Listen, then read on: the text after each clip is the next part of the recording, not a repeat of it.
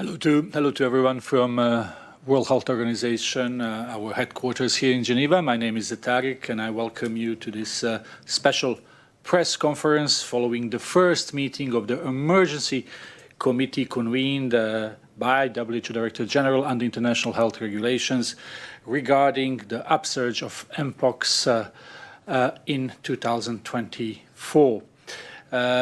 We are happy to have a number of experts here in the room, a number of speakers also online, and I will just introduce some of them. With us is, as always, Dr. Tedros Adhanom Ghebreyesus, WHO Director General. We also have Dr. Maria Van Kerkhove, who is Director at Interim Epidemic and Pandemic Preparedness and Prevention. With us is also Dr. Rogerio Gaspar, who is the Director of Regulation and Pre-Qualification. We have a number of speakers online. I will really would like just to welcome Professor Dimi Ogoina, who is Chair of the Emergency Committee and who is infectious disease physician and Professor of Medicine and Infectious Diseases at Niger Delta University and Niger Delta University Teaching Hospital in Bayelsa in Nigeria, and we will hear from him a bit later. Before I give the floor to Dr. Tedros, for reporters online, if you would like to ask questions, please click the icon raise hand and you will be put in the queue. With this, I give the floor to Dr. Tedros for his opening remarks. Thank you, Tariq. Good morning, good afternoon, and good evening. Mpox has been reported in the Democratic Republic of the Congo for more than a decade, and the number of cases reported each year has increased steadily over that period. Last year, reported cases increased significantly, and already the number of cases reported so far this year has exceeded last year's total, with more than 14,000 cases and 524 deaths. As many of you who tune into our regular press conferences know, WHO has been working on the Mpox outbreak in Africa and raising the alarm that this is something that should concern us all.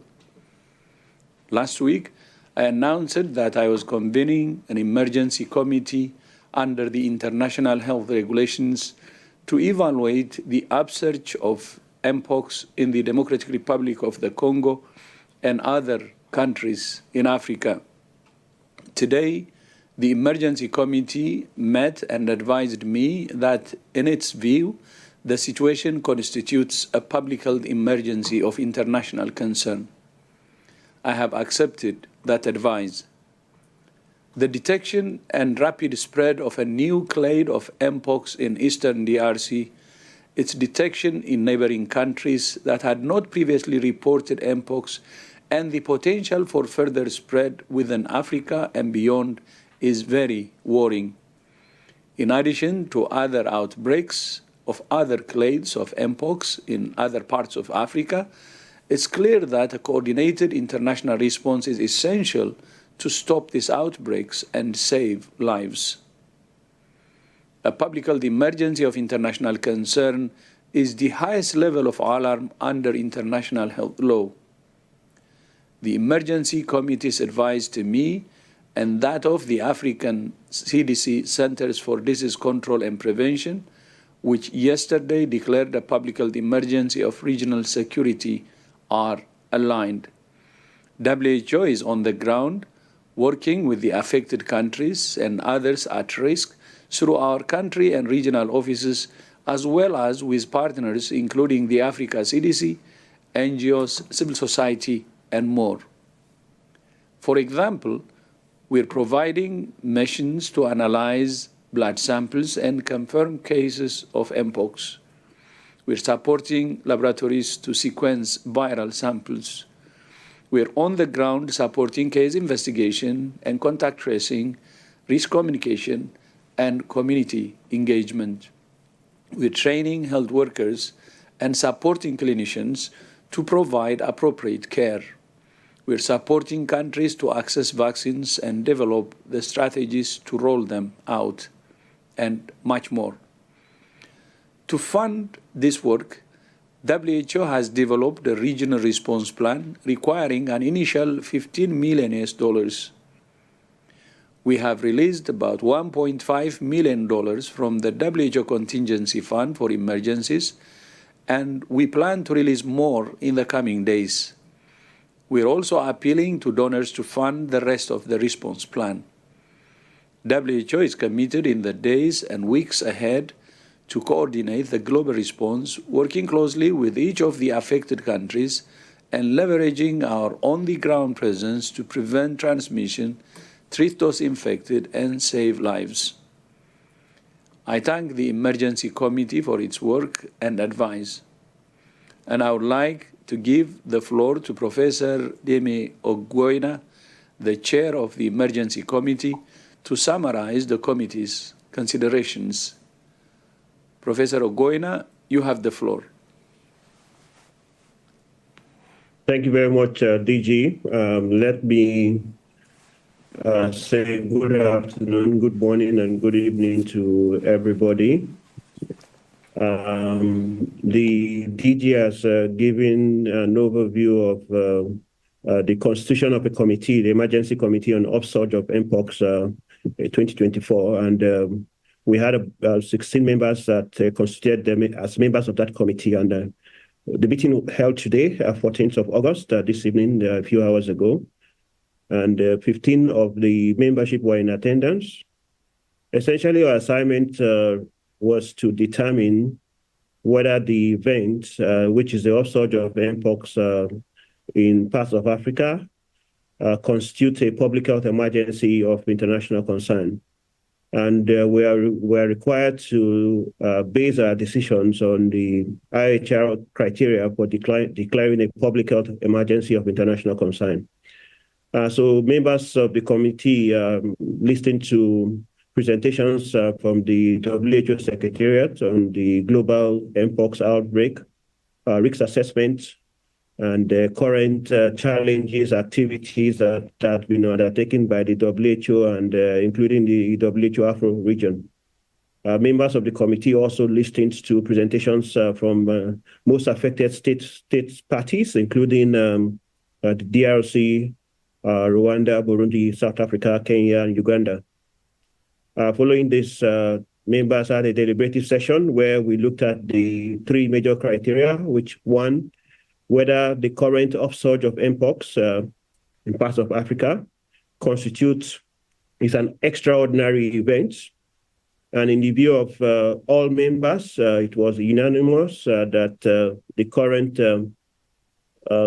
outbreak of Mpox, upsurge of Mpox, is an extraordinary event in view of the fact that we're having the highest number of cases ever reported in the DRC, for instance, since the outbreak was reported in the 1970s, especially 2024, a very significant upsurge in the number of cases.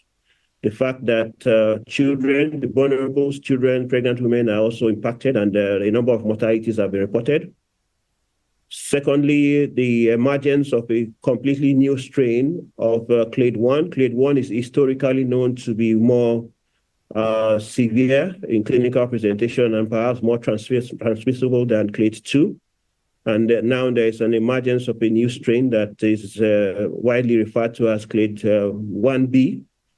And what is also observed is that 1B is sexually transmitted. Also remarkable, making it an extraordinary event, is that this clade is now circulating in parts of Eastern Africa, up to about 4 countries. It was also remarkable to note that there's a resurgence of Mpox in South Africa. About 24 cases have been reported this year alone. And amongst those cases, we have 3 mortalities. It is affecting especially people living with HIV and those with advanced HIV disease. We also looked at the second criteria for declaring a public health emergency of international concern, and that relates to whether it has a public health risk of international spread.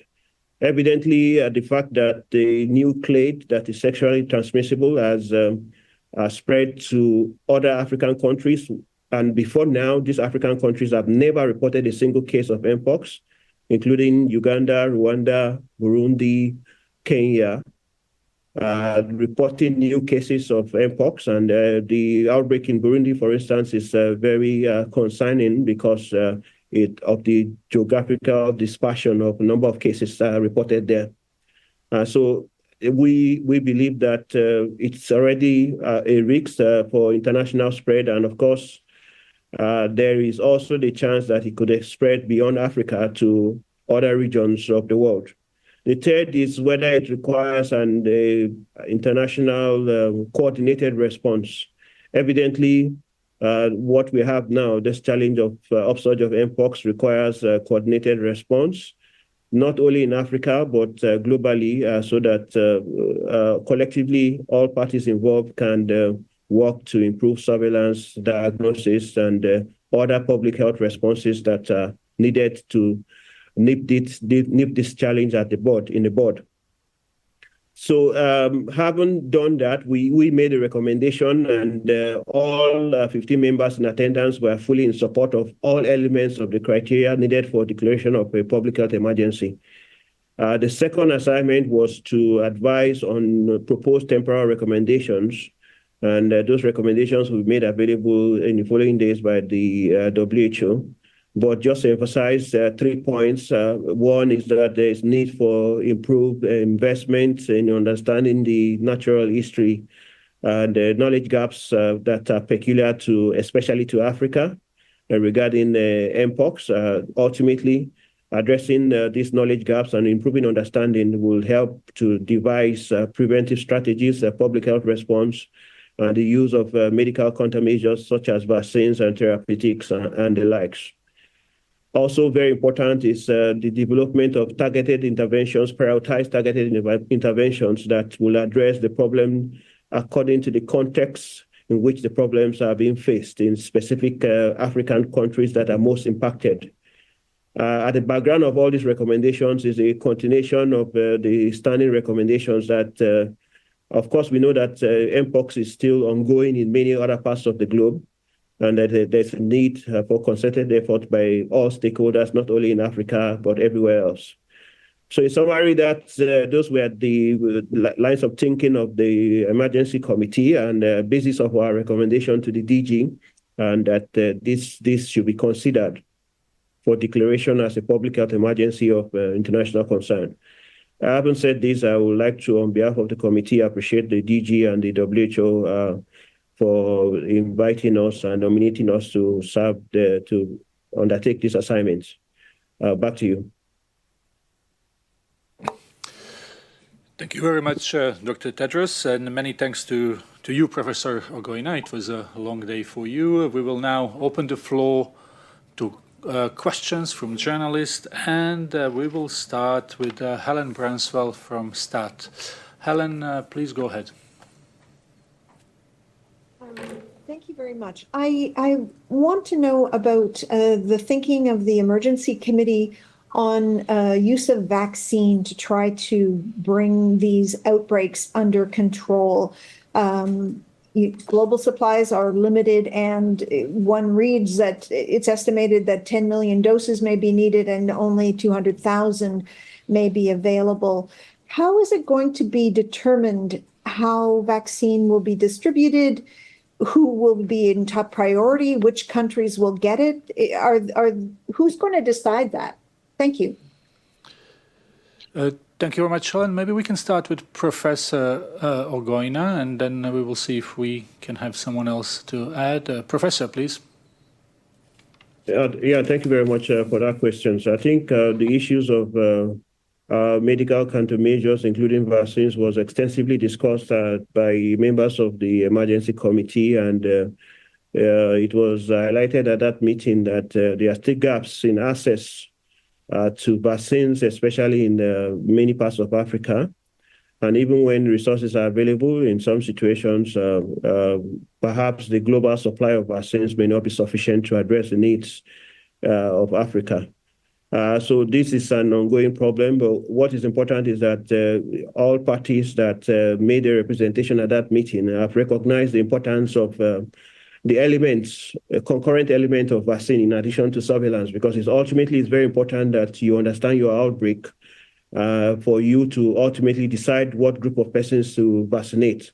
And we have that gap in parts of Africa where we don't fully understand the transmission dynamics and the risk factors for Mpox that is expected to guide who we're expected to vaccinate. And so all countries and state parties, and I think all the countries that presented had a costed plan, and some of those countries also had plans to ensure that they make a procurement of vaccines. And I believe the WHO is also working with countries and also working with manufacturers to see that they ramp up the production of additional vaccines that would address this challenge. Ultimately, in terms of regulatory approval for vaccines, countries like Nigeria and the DRC are already at advanced phase in terms of getting regulatory approval for use of vaccines. And I believe there are some donations that have been given, for instance, to Nigeria, and I believe also to DRC.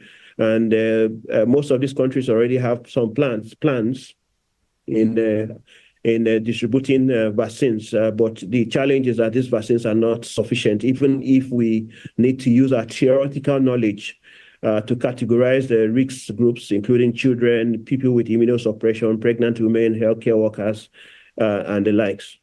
Let me revert back to WHO. Thank you. Thank you so much, Professor. Let's go maybe to Dr. Tim Nguyen, who is online, and he is from WHO department dealing with high-impact events preparedness. Tim, could you please come in? Well, thank you, Tarek, and Helen, thank you for your question. I'm happy to give some information about our latest understanding about availability and accessibility of some of these vaccines. We're concretely talking here about two types of vaccines that have been used in the last 2 years by some member states in response to the control of Mpox, which is the MVA-BN vaccine and the LC16 vaccine. So we have been in contact recently with manufacturers this week to have understanding of the availability at the moment. So when it comes to the MVA-BN vaccine, currently about 500,000 doses are in stock at the moment that can be procured by countries or other entities. Another 2.4 million could be produced by the end of this year if buyers are there to make a firm procurement request.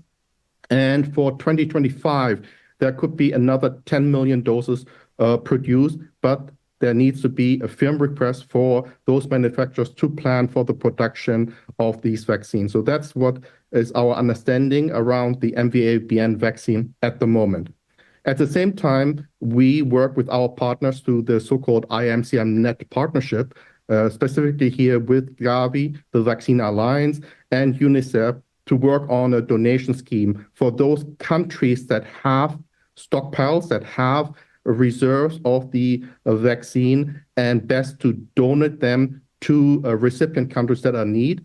We're building these donation scheme for the purpose of understanding where to best use them when resources are scarce and where we can use this limited accessibility of donated vaccine to have the biggest public health impact around this.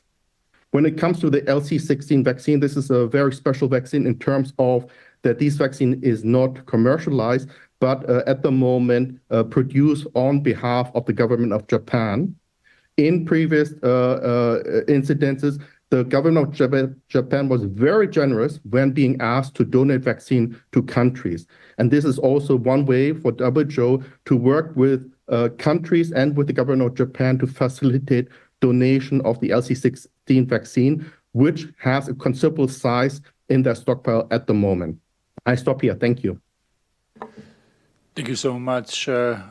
Nguyen. Dr. Van Kerkhove? Yeah, very brief, because I know there's a lot of questions. I just want to emphasize two important points that were made. One is that we need a much better understanding of the epidemiology in the affected countries, in the at-risk countries. We need to understand the transmission patterns. We need to understand the populations that are risked, and it's dynamic. There are multiple outbreaks that are happening. There are changes in terms of what we're seeing in the epidemiology itself. To understand that better will help us to use the limited numbers of vaccines that we have in a targeted and a most appropriate way. So I want to stress that one point. And secondly, to request, if there are countries that have vaccines to donate, to come forward and to work with us through the IMC-Net partnership that Tim has just mentioned. We need to have a good visibility on what is available and how those could potentially use. And of course, support the countries with protocols and making sure that as part of the response, vaccines are used. Last point is that vaccines are one intervention that can be utilized, but we do know that there's such strong country work, community work in terms of risk communication, community engagement for prevention activities. And we have seen with the global outbreak, though it was due to clade 2, and here we're really talking about clade 1b, there are a lot of interventions that could be utilized in country, in communities to prevent transmission. Thank you, Dr. Vakirkov. Indeed, we have many questions lined up, so let's try to take some. Let's go to Bloomberg. We have Janice Q. Janice, please unmute yourself. Hi, thanks very much. Two quick ones. Could you maybe explain what happens next now that it's an official emergency? And my understanding to date is that there is no confirmation that there's an airborne element to the spread. But if you could maybe just talk to that and confirm if that is correct.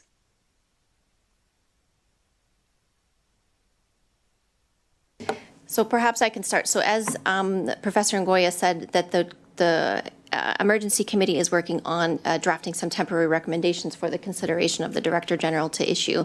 So that is something we expect to be able to release in the next day or two. The teams are working on it very hard, even as we speak, as we are sitting here. And so with those targeted temporary recommendations, there would be some advice for member states, affected member states, at-risk member states. I also want to highlight that the Director General extended the standing recommendations for Mpox for another year. He mentioned that at the press conference last week, and those are online. We could put that link in the chat. With regards to transmission, there's multiple modes of transmission that we really need to better understand. Primarily what we are seeing is the contact type transmission. We have seen sexual transmission, which is really what is concerning us. And now we have seen this virus, the different clades, and in particular clade 1b in sexual networks. And this is where we need to have targeted interventions, stronger surveillance, stronger contact tracing, stronger risk communication, community engagement with affected communities, with CSOs, with people on the ground, so that we could limit that onward spread. We've said this before. You've heard DG say this. You've heard Mike say this many times. We can stop transmission of Mpox with a concerted effort using a multiple approaches in terms of looking at how the virus is transmitting in which populations. We do see transmission among families as well. We do see zoonotic transmission in addition to that. So these are the primary ways that we are seeing this virus spread.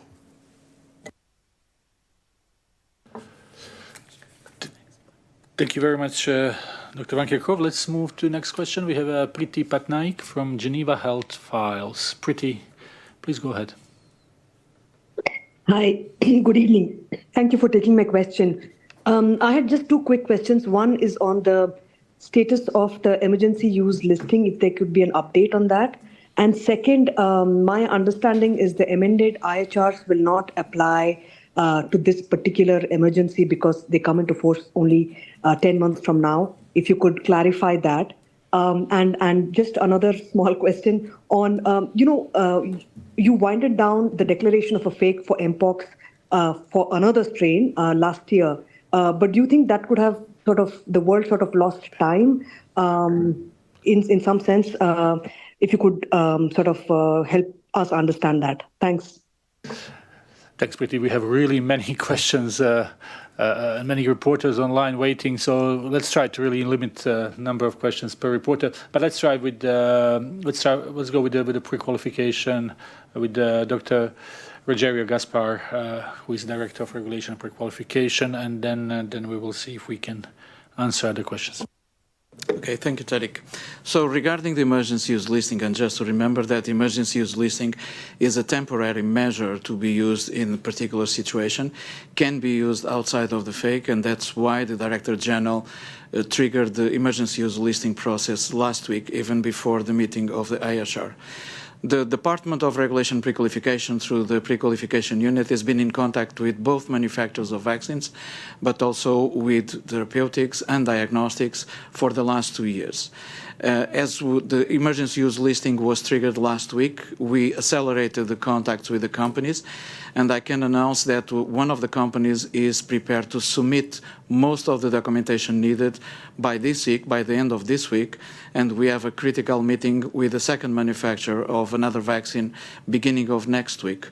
So our work schedule right now, we are pointing for convening the technical advisory group, the expert committee that will propose the adoption of the vaccines under the emergency use listing around mid-September, and our team has already convened the experts for that technical advisory group with 3 tentative dates for the mid of September. So this is our timelines right now.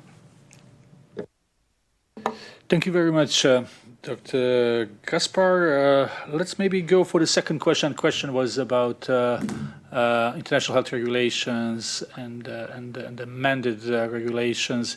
Let's go to Roberta Andraghetti, who is from International Health Regulations Secretariat. Roberta? Thank you, Tariq, and thank you for the question. The amended, the emergency committee today was informed that they were operating under the provisions of the IHR adopted in 2005 and entered into force in 2007, and not to worry about the amendments adopted by the 77th World Health Assembly in May.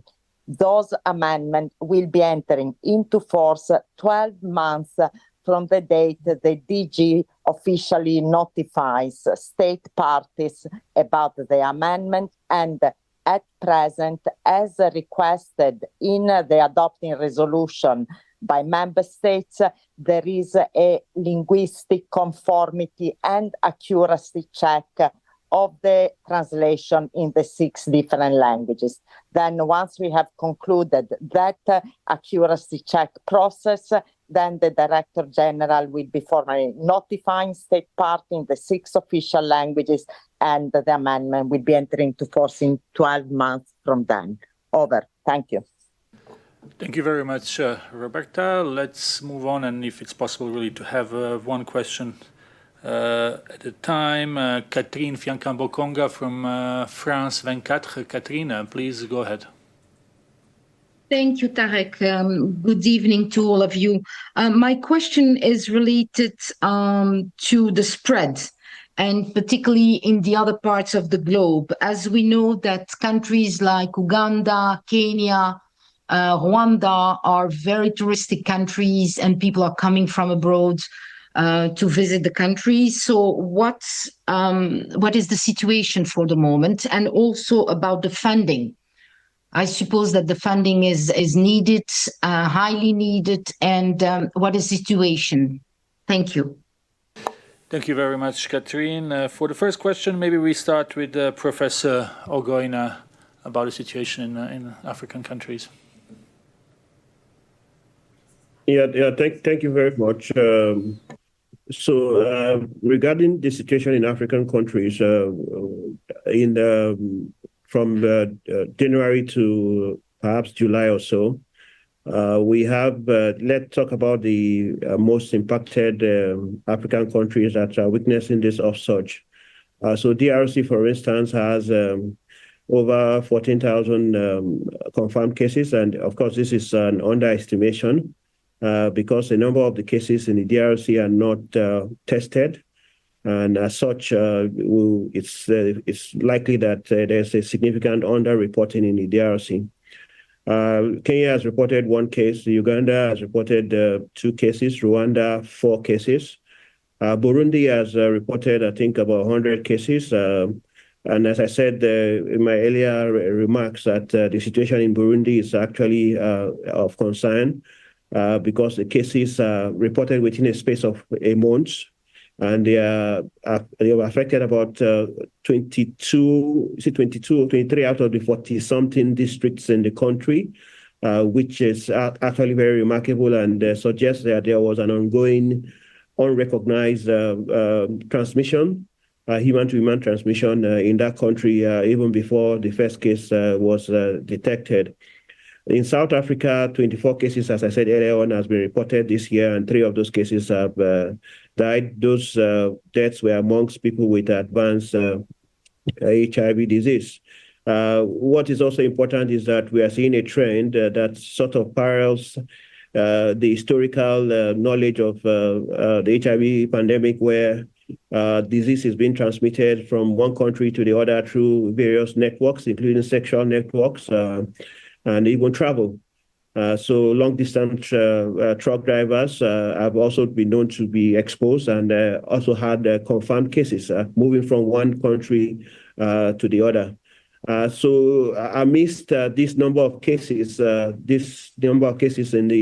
some of these eastern countries, of course, Cote d'Ivoire is also reporting new cases. Is the challenge of the likely challenge of underreporting of cases, and the fact that Mpox, especially the new type of Mpox that is sexually transmitted, may present with atypical lesions, and a number of people may not present in the formal healthcare setting. So many of the members, for instance, in the emergency committee, are of the view that what we have in Africa is actually a tip of the iceberg, that we have a greater challenge. And because of weaknesses in our health system, we are not recognizing, or we don't have the full picture of this burden of Mpox. To that extent, there is need for us to strengthen the surveillance and invest more in surveillance and embed research in our surveillance efforts so that we can uncover the gaps that relates to the challenge of Mpox. Over to you. Thank you very much. Let's just maybe go to hear from Dr. Salam Guy, who is Regional Emergency Director in WHO African region, who can add something briefly on that. Dr. Salam, can you hear us? Yeah, the chair has already said it. We have so far in Africa 2 countries that we have reason to believe that there is community transmission, which are DRC and Burundi. For the other countries, though, you talk about Kenya, Uganda, and recently Cote d'Ivoire, it is isolated case. And so far, we do believe that there is no community transmission. It should be noted that in most African countries, over 40 of our 47 countries has a very effective, robust surveillance system that may miss some cases, but it would be very difficult that they miss a whole outbreak that is happening in the country. We are still working in order to reinforce that for all the continent, and also to make sure that there is cross-border collaboration that would allow that anytime that there is inclusion of cases in another country, we will be able to detect it as soon as possible and respond. All the teams are in place and at all the countries in Africa, and we are working, and as said, it may need additional resources. Whatever we have, we are using the optimal way of them. Over. Thanks. I'll just briefly address the funding question. I know you want to get to more questions, but just to state what the DG said, that there's a regional plan with an initial ask of 15 million. So we were going to be looking at the regional plan. We're going to be looking at this multi-country outbreak and a response, working with all of our partners to come together with a consolidated ask. So that number will increase, but right now it's an initial 15 million, and we're asking countries, we're asking funders to come forward to support that implementation. Thank you very much. Let's go to the next question. If it's really possible to have one question per reporter. Christian Ulrich from German news agency DPA. Christian. Thank you, Tarek. Yes, it's just one question. With the clade 2 outbreak in 2022 in many European countries, people got the impression that it's a rather mild disease, and if you take care of yourself, you will heal and it's over. What is the difference now in the outbreak now? Why are we so concerned? How lethal is this for people who get infected? Thank you. Perhaps I can start with that one, and others may want to supplement. I think, we did see this global outbreak of clade 2, 2022, 2023, largely brought under control with community action. And there are many people who suffered with infection from Mpox and the disease that it causes. And I can tell you, for them, it wasn't considered mild. We do have some information on clade 1b, that it's more severe than clade 2. But I do want to stress here, and I think the professor mentioned this, there's a lot of uncertainty that we have. We really need detailed studies. We really need to understand not only the transmission, but we also need to understand the natural history. We need to see the disease patterns. We need standardized data collection on the patients that are infected with Mpox so that we could better understand the disease course, the severity of this, and most importantly, to make sure that not only are we focusing on prevention measures, but we're utilizing therapeutics and having therapeutic guidelines updated based on the evidence that we have. So there's a lot of work that's underway to address these unknowns, and there really needs to be a concerted effort to better understand this. We have an opportunity right now to really leverage this time and support our member states, to support the research that needs to be done to understand this. I'm not sure if others would want to comment on that. Do you want to hear from Chair Goina? I think the comment I'll make regarding the severity of Mpox, regarding clade 2, majority of cases during the global outbreak, especially in the global north, had mild infection. And for those that had severe disease, a significant number of them had concomitant HIV or advanced HIV. They were immunosuppressed and perhaps not virologically suppressed. I think the challenge here for Africa is, as I said, is also the uncertainty. At least we know that Mpox HIV co-infection, especially for those with advanced diseases, are associated with more severe manifestation and even deaths. And there's evidence from publications in Africa that alludes to that fact. So we're having a situation where we're having a new clade that is known or thought to be more transmissible and more serious, being circulating in all parts of Africa. We still have clade 2b in Africa. And Africa is a place where we still have a number of the population that are either not diagnosed because they are not, the routine testing for HIV is limited, or even when they are diagnosed, they are not receiving antiretroviral drugs. And when they are receiving antiretroviral drugs, they are not virologically suppressed. They are not taking sustained antiretroviral therapy. So the challenge here is that the one front of the challenge is that if we don't address this problem at this phase, we will get to a point where this virus, either the clade 2b or the 1b or 1a, can go into the HIV population, especially those that have advanced HIV and not virologically suppressed. And we have a significant number of persons that are coming up with severe disease and deaths. Also remarkable in Africa is that the number of deaths that have been reported in the DRC affecting many children. Most of the deaths are in children. And we are getting a trend now where Mpox is transiting to heterosexual transmission from gay and bisexual men. We are seeing heterosexual transmission. And the implication of that is that it will ultimately impact on pregnant women. And so we have vulnerable groups, children and pregnant women, that will ultimately bear the brunt of this disease, and that will result to all sorts of complications and severity. So I think the idea is looking at the big picture and saying that we need to act now so that we avert the challenges that we foresee in the future. Thank you. Thank you so much, Professor. Let's try to take one or two more questions. Rory O'Neill from Politico. Rory, could you please go ahead? Thank you. Good evening. I think we started to touch on it there, but I was just wondering if you could confirm that children are still being disproportionately affected.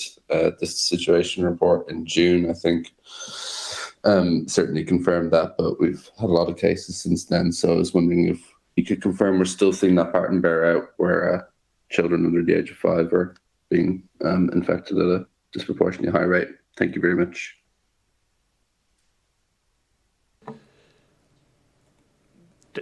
Thank you, Rory. Professor Goina, would you like to take this one? Yeah, so the reports presentations that we had during the emergency committee meeting emphasized that children are the worst impacted in the DRC, especially in areas where we are having historically endemic infections, and children are the worst impacted. But in the South Kivu or so, the epidemiological picture is a bit different. Most of the cases are commercial sex workers and heterosexuals and young adults that are most impacted. The findings from Burundi, from the presentation from the state parties, suggest that most of the close to 60% of those that are impacted are less than 15 years of age. And the most affected group are those below the age of 5. About 38% of those are impacted below the age of 5. If you then go to countries like Nigeria, South Africa, most of the persons impacted are young adults between the ages of 20 to 40 years. So you will see that it's a mixed picture. But specifically in the DRC, if you're looking at the cumulative figure, you will say that children are the most impacted. Thank you. Thank you very much. And if I may just, our reporter from France, Catherine, we have misunderstood her question. She was in fact asking about cases outside Africa. So if we can just maybe give a little bit of a picture of what's happening outside Africa. I don't know, Chair, if you can talk about that. Yeah, so I think the report outside Africa, if I remember correctly, there are a few cases that have been reported outside Africa, and those cases perhaps are less than 100. I can't remember the exact figure now. I know remarks were made that is it the Eastern Mediterranean region? Again, I don't want to give the WHO will have to correct me on this, but essentially, I think the report indicated that there has been a significant decline and in a number of cases, and but cases are still being reported in the different parts of the globe. That tells us that there is some ongoing transmission. And I think in that presentation, members also observed that the WHO noted that some countries, including countries outside Africa, perhaps are also not reporting cases to the WHO and perhaps are not as proactive as they used to be during the 2022-2023 outbreak. And to that extent, it is possible that there is also an underestimation. Perhaps there's another underestimation of cases in outside Africa. I think there was also a report on the number of cases that have been reported in the literature, but also not reported to the WHO. So there's an ongoing transmission outside Africa, but not as significant as what is happening in some of regions in Africa. I hand over to the WHO. Thank you so much, Professor. And then maybe we can go to maybe a last question. We have Paula De Poggio from The Lancet. Paul? Thank you very much. So my question is on closing the gap between suspected cases and confirmed cases. So what is the current approach towards improving diagnosis and testing so that we have true picture of the confirmed cases over suspected cases? That's my question. Thank you. Thank you very much, Paul. Just checking who could, maybe Dr. Valkirko, would you like to try? I can. I can't. I was going to ask if the chair wanted to go first, but maybe he would like to supplement, because this was discussed quite a lot among the emergency committee members, and this is something that's discussed among the WHO Secretariat with our member states, with our expert networks, to close this gap, to really understand the extent of infection. We need stronger surveillance in countries. First, to be on the lookout for Mpox. There are other concurrent outbreaks that are happening with measles measles, for example, chickenpox, so we need strong surveillance and good diagnostics. Our diagnostics teams are working to better understand the use of the current PCR tests, the other tests that exist that are out there, to distinguish between clade 1, clade 2, and so there's some improvement that's needed certainly there. The other thing is, of course, access to these tests. We saw during COVID a lack of access, especially in low and middle income countries, and we're seeing that here as well. So part of the work that we are doing is not just trying to look at access to vaccines and therapeutics, but also access to diagnostics. So across the spectrum of having stronger surveillance, where we have surveillance, making sure that we have good contact tracing. So when we identify a case, we look at the exposures of others in the context so that we could prevent the onward spread, making sure that we have accurate, reliable, affordable diagnostics, and making sure that those are accessible in countries, working with manufacturers of diagnostics to make sure that those reach the countries in need. If there are requests for diagnostics from countries, that is something that we need to be aware of. We are aware of several, and we are looking at how we can get those those diagnostics into country. Thank you very much. Professor, would you like to add something to this? Just to say that it's important that, hello? Yes, we can hear you. I think it's, the challenge of testing is significant, especially in the DRC, where perhaps less than 30% of cases, and it has increased over time because of some investment from the FAIC that was declared in 2022 and support from partners, both at national and non-governmental organization. And I'm aware that it was actually presented at the meeting that GeneXpert, for instance, has been deployed to the DRC to improve diagnosis. So members emphasize the need for us to the globe, all the health authorities to invest in improving diagnosis, especially in the DRC where cases are not being tested. And that is a significant challenge that needs to be addressed, because ultimately we are working blindly if we are not able to test all suspected cases. And that also demands research and development to develop more innovative, more cost-effective, and more accurate point-of-care diagnostics that can be deployed to rural settings, because one of the challenges of diagnosis in the DRC, for instance, is people live in and develop Mpox in remote areas where they don't have access to the city centers where these diagnostics labs are situated. So there's a need to decentralize and look for more cost-effective point-of-care diagnostics that can be applied to improve the test rates for cases of Mpox in various parts of Africa. Thank you. Thank you very much, Professor. And we will take one last question, and then we will be at the hour. So we go to Jennifer Rigby from Reuters. Jennifer, please go ahead. Hi there. If you can hear me, what I wanted to ask is going back to vaccines, just if there's any timeline for when any kind of campaign could happen in Congo or the other affected countries. We've heard sort of October as a best case scenario, but I just wondered if WHO has any guidance on that. Thank you, Jennifer. So on the vaccination countries, maybe we can see with Dr. Salam and also Chair if they could say something about this. Dr. Salam? Thank you very much. Actually, given the amount of vaccine that are available in Africa, I know that in DR Congo and Nigeria, a campaign may not be the most appropriate way to stop the outbreak.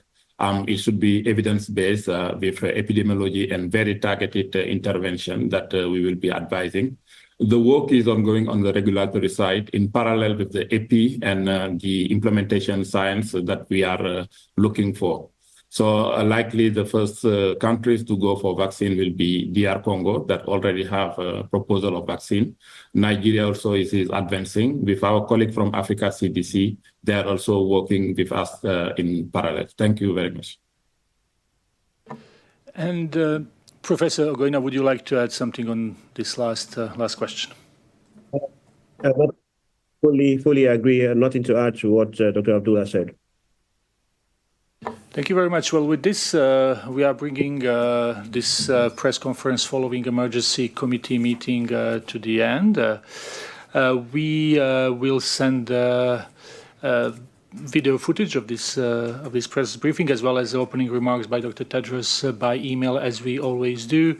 And now I will give the floor to Dr. Tedros for his closing remarks.